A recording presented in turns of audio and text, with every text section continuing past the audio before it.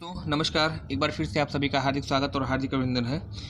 भारतीय इतिहास की श्रृंखला चल रही है जो कि विभिन्न पिछले 8 से 10 सालों में जितने भी आपके एक दिवसीय परीक्षाएं हुई हैं और इस सब्जेक्ट से जो भी प्रश्न आपके पूछे गए हैं उनका एक कलेक्शन होता है।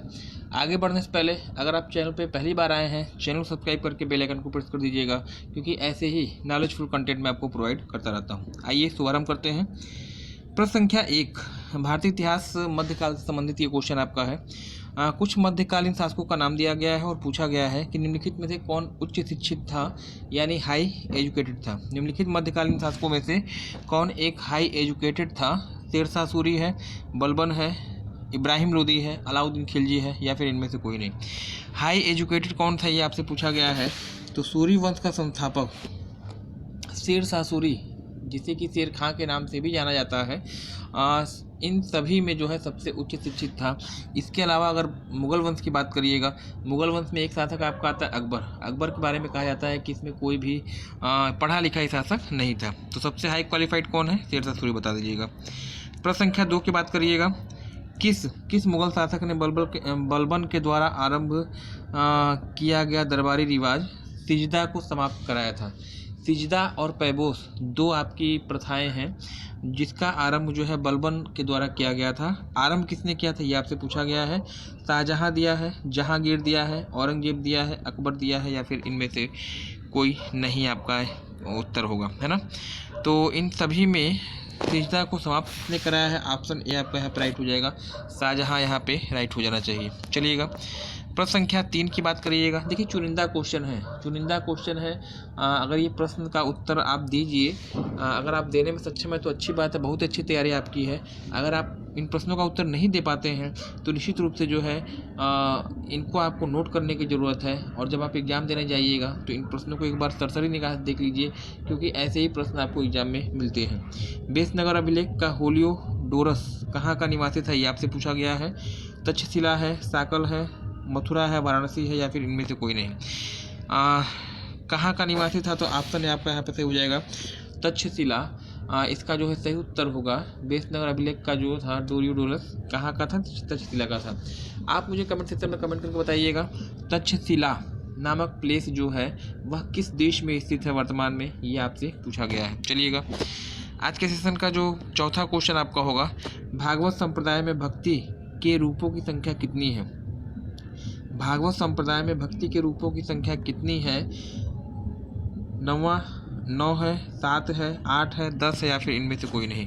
तो इस प्रश्न का जो सही उत्तर आपका होगा ऑप्शन ए, 9 रूप का वर्णन मिलता है भक्ति से संबंधित चीज़ें ना। नैनार कौन थे? इंपॉर्टेंट क्वेश्चन है, रिपीटेड क्वेश्चन है। नैनार कौन थे? शैव, शाक्य, वैष्णव, उपयुक्त सभी, या फिर इनमें से कोई नहीं। शैव नैनार किसकी उपाधि है ये आपसे पूछा गया है। यहाँ पे ऑप्शन ए आपका हो जाएगा शैव, जो धर्मानुयायी हैं उनको नैनार कहा जाता है।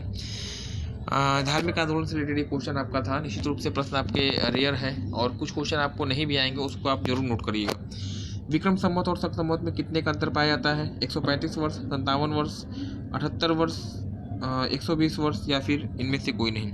विक्रम संवत और शक संवत में कितने का अंतर पाया जाता है यह आपसे पूछा गया है। तो यहाँ पे जो सही उत्तर आपका हो जाएगा ऑप्शन ए, 135 वर्ष। आज के सेशन का 7वां क्वेश्चन, निम्नलिखित में से किसने बताया कि पृथ्वी सूर्य की परिक्रमा करती है? निम्नलिखित में से किस भारतीय विद्वान ने बताया कि पृथ्वी सूर्य के चारों ओर घूमती है? आर्यभट्ट, वराहमिहिर, समुद्रगुप्त, बिंदुसार, या फिर इनमें से कोई नहीं। तो इस प्रश्न का जो सही उत्तर आपका है आर्यभट्ट, और इनके द्वारा ही ये कहा गया, एक सुझाव दिया गया कि सूर्य स्थिर है और पृथ्वी और इसके चारों तरफ जो है ग्रह हैं इस परिक्रमा करते हैं, है ना। आधुनिक में अगर देखा जाए तो 1543 ईस्वी में नीदरलैंड के खगोल शास्त्री आते हैं जिनका नाम कापरनिकस था। नीदरलैंड और पोलैंड के आते हैं कापरनिकस ने हेलियोसेंट्रिक थ्योरी दी है, और इसी के अकॉर्डिंग इन्होंने बताया है कि केंद्र में आपका सूर्य है और जो शेष ग्रह है पृथ्वी समेत वह सूर्य के चारों ओर परिक्रमा करते हैं। फिलहाल इस प्रश्न का उत्तर ऑप्शन ए होगा आर्यभट्ट। प्रश्न संख्या 8 की बात कर लीजिएगा। निम्नलिखित में से किस शासक का जैन धर्म के प्रति भारी झुकाव था यह आपसे पूछा गया है। दशरथ, बृहदत्त, खारवेल, उपयुक्त सभी, या फिर इनमें से कोई नहीं। जैन धर्म से विशेष लगाव किस शासक का था? ऑप्शन सी आपका यहाँ पे सही हो जाएगा, खारवेल, है ना। 261 ईसा पूर्व जो आपका होता है 261 ईसा पूर्व आपका अशोक और खारवेल के बीच में युद्ध होता है, कलिंग का युद्ध। और इस युद्ध में जो है खारवेल पराजित होता है, तो खारवेल आपका यहाँ पे उत्तर आपका हो जाना चाहिए। प्रश्न संख्या 9 की बात करिएगा। सर्वप्रथम किसके द्वारा लोक निर्माण विभाग की स्थापना की जाती है?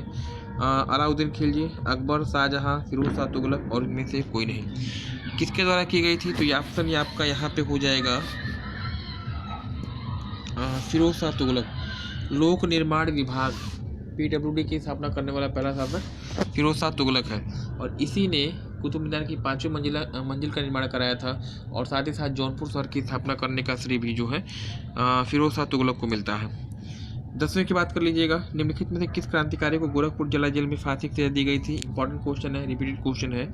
अशफाक उल्लाह खां, रोशन सिंह, राम प्रसाद बिस्मिल, भगत सिंह या फिर इनमें से कोई नहीं। किस क्रांतिकारी को गोरखपुर जिला जेल में फांसी दी गई थी? ऑप्शन आपका यहाँ पे सही हो जाना चाहिए, सी, राम प्रसाद बिस्मिल, है ना। अगर अशफाक उल्लाह खां की बात करिए तो अशफाक उल्लाह खां को फांसी दी जाती है फैजाबाद जिला जेल में। रोशन सिंह की बात करिएगा तो रोशन सिंह को फांसी दी जाती है कहाँ पर? तो आप बताइएगा प्रयागराज में। ये दोनों ही, और तीनों ही जो है क्रांतिकारी संबंधित किससे हैं? तो काकोरी ट्रेन एक्शन से। एकमात्र भारतीय गवर्नर जनरल कौन था? भारत का एकमात्र भारतीय गवर्नर जनरल कौन था? TD देशमुख, राजेंद्र प्रसाद, सर्वपल्ली राधाकृष्णन, सी गोपालाचारी या फिर इनमें से कोई नहीं। इस प्रश्न का जो सही उत्तर आपका होगा, भारत का एकमात्र गवर्नर जनरल कौन था? ऑप्शन डी आपका यहाँ पर राइट हो जाएगा, सी गोपालाचारी, चक्रवर्ती गोपालाचारी।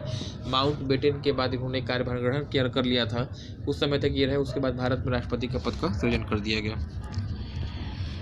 प्रश्न संख्या 12। नमक सत्याग्रह के दौरान गांधी जी को गिरफ्तार कर लिया गया था, और उनकी अनुपस्थिति में नेता के रूप में किसने स्थान ग्रहण किया था? यह आपसे पूछा गया है। नमक सत्याग्रह दांडी मार्च के दौरान गांधी जी को जब अंग्रेजों द्वारा गिरफ्तार कर लिया था, तो उनकी अनुपस्थिति में नेता कौन बना था? यह आपसे पूछा गया है। जवाहरलाल नेहरू, अब्बास अली तैयब जी, अबुल कलाम आज़ाद, उपयुक्त सभी या फिर इनमें से कोई नहीं। तो इस प्रश्न का जो सही उत्तर होगा ऑप्शन बी, अब्बास अली तैयब आपका यहाँ पे क्या होने जा रहा है? राइट होने जा रहा है। प्रश्न संख्या 13 की बात करिएगा। निम्नलिखित में से किसने तीनों गोलमेज सम्मेलन में भाग लिया था? तेज बहादुर सप्रू, BR अम्बेडकर, महात्मा गांधी, उपयुक्त में से एक से अधिक या इनमें से कोई नहीं, है ना।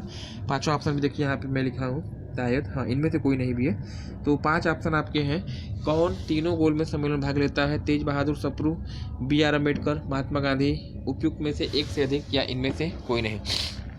तो यहाँ मैं आपको बता दूँ कि महात्मा गांधी केवल एक गोलमेज सम्मेलन में भाग लेते हैं 1931 के दूसरे गोलमेज सम्मेलन में। तेज बहादुर सप्रू अगर आप लगाते हैं तब भी गलत होगा, BR अम्बेडकर अगर लगाते हैं तब भी आप गलत होगा, क्योंकि ये दोनों ही ऐसे नेता थे जो कि तीनों ही गोलमेज सम्मेलन में भाग लिया था। तो यहाँ पे जो आपका राइट आंसर हो जाना चाहिए, उपयुक्त में से एक से अधिक, आपका डी उत्तर सही हो जाएगा। सेशन का 14वां क्वेश्चन। निम्नलिखित में से कौन सी योजना भारत की स्वतंत्रता का आधार बनी थी? किस बेस पर भारत स्वतंत्र हुआ था? ये आपसे पूछा गया है। कैबिनेट मिशन प्लान दिया है, क्रिप्स मिशन प्लान दिया है, कि वेवल प्लान दिया है, उपयुक्त सभी दिया है और उनमें से कोई नहीं दिया है। तो भारत की स्वतंत्रता का आधार बनी थी लॉर्ड माउंटबेटन योजना 1947, जिसमें ऑप्शन में नहीं है, यानी इनमें से कोई नहीं। यहाँ पे उत्तर क्या हो जाएगा? राइट हो जाएगा। आज के सेशन का अंतिम क्वेश्चन। डूरांड लाइन किसके साथ भारत की सीमा का निर्धारण करती है? म्यांमार, नेपाल, श्रीलंका, अफगानिस्तान। तो डूरांड रेखा पूर्व भारत एवं अफगानिस्तान के बीच में है। 1893 में इसका निर्माण होता है, और याद रखिएगा वर्तमान पाकिस्तान और अफगानिस्तान के बीच में है। ये रहा महत्वपूर्ण सेशन। उम्मीद है कि आपको पसंद आया होगा। चैनल पे पहली बार आए हैं, चैनल को सब्सक्राइब कर दीजिएगा, बेल आइकन को प्रेस कर दीजिएगा, क्योंकि ऐसे ही नॉलेजफुल कंटेंट मैं आपको प्रोवाइड करता रहता हूँ। Thanks for joining me. Okay, धन्यवाद।